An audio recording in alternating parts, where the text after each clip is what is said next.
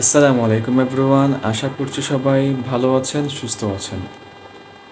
Most of the small এন্টারপ্রেনিয়ার্স যারা আছে, নতুন ব্যবসা শুরু করেছে, তাদের কমন একটা মিস্টেক। ভাই, কীভাবে যে বোঝাই, খুব সিম্পল একটা কাজ তারা এটা সুন্দরভাবে করতে পারে না। এই কাজটা না করার ফলে তারা তাদের কাস্টমারকে হারাতে হয়, সেলস কমে যায়, অর্ডার কম আসে। আমরা যারা অনেক বিজনেস আছে যারা ব্যবসা করতেছে, আমরা ওয়েবসাইটের মাধ্যমে ট্রাফিক না নিয়ে আমরা ইনবক্সের মাধ্যমে আমরা আমাদের কাস্টমারদেরকে সার্ভিস দেওয়ার চেষ্টা করি।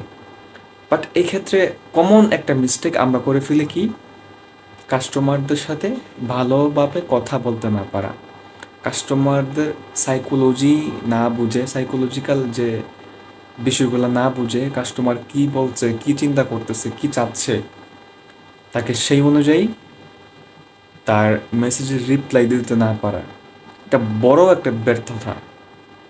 কেন বলছি ভাই,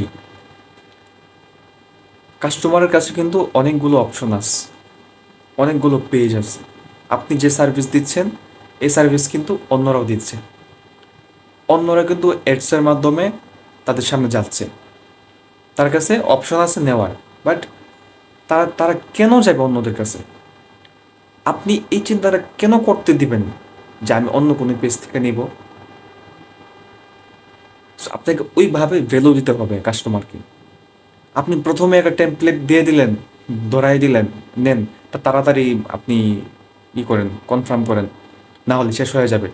ভাই, আপনার প্রোডাক্ট বা সার্ভিস না নিলে কি কাস্টমার না খেয়ে মরে যাবে? এমন কিছু, এমন কোনো প্রোডাক্ট আপনি বিক্রি করেন?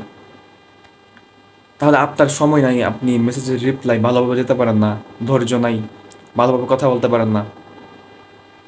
কাস্টমার যেখান থেকে ভ্যালু পাবে সেখান থেকেই প্রোডাক্ট বা সার্ভিস দেবে। সো এখানে কোনো লিকিংস থাকলে আপনি অবশ্যই ঠিক করার চেষ্টা করুন।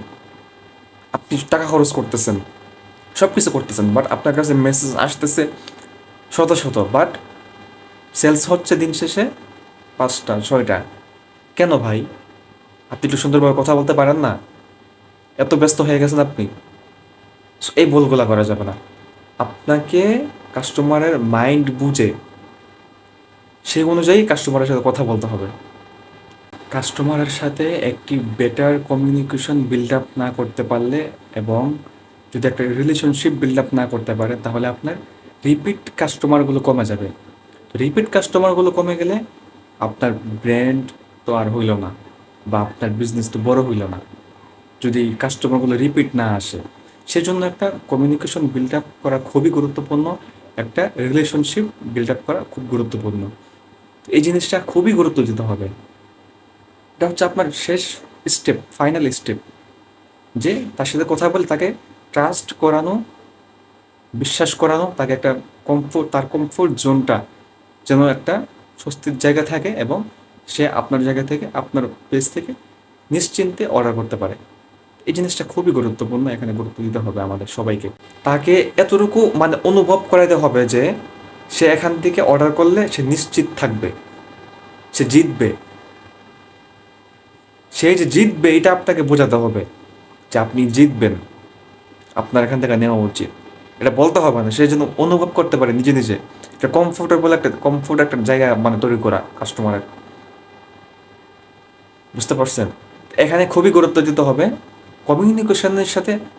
You have to do the better communication.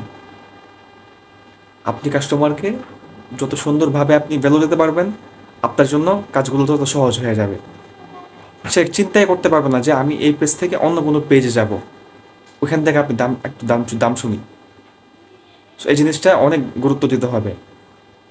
আশা করছি এই জিনিসটা বুঝতে পারছেন, এবং সামনে এই লেকিংসগুলো ঠিক করে ভালোভাবে কথা বলতে পারবেন, তাহলে আপনারা একটা ভালো ফলাফল পাবেন ইনশাআল্লাহ। আসসালামু আলাইকুম।